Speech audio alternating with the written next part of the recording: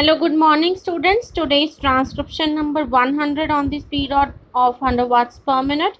Start.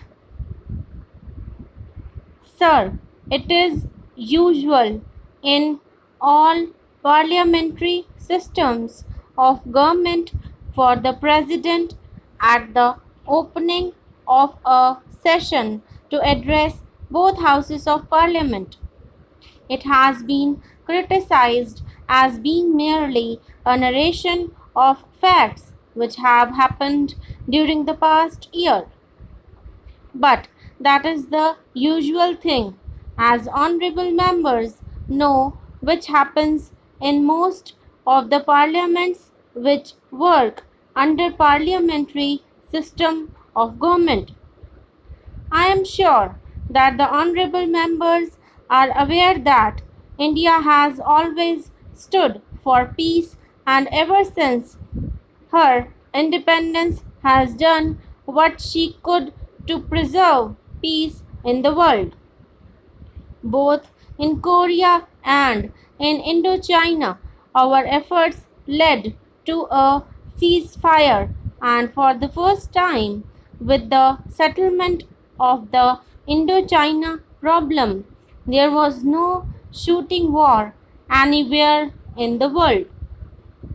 But now, again, there are war clouds, especially in the Far East. As has been emphasized by the Prime Minister time and again, patience and tolerance are necessary to solve the tangle in Formosa. Our government have recognized the Chinese People's Republic as the government of China and have recognized the Chinese claim to the Cairo Declaration. If the Cairo Declaration is to have any value, then it is fairly certain that Formosa is part of China. But at the same time, we cannot forget the fact that things have got to be tackled patiently if this problem of Formosa is to be solved in a peaceful manner. That will take time, and it is towards that end. I am sure that our Prime Minister is working so that there will be no clash in the Far East with regard to the question of Formosa. This has been prominently mentioned in the address of the President. We hope that patience will be exercised by both the sides to solve this question, and there will be no incident which might lead to serious consequences.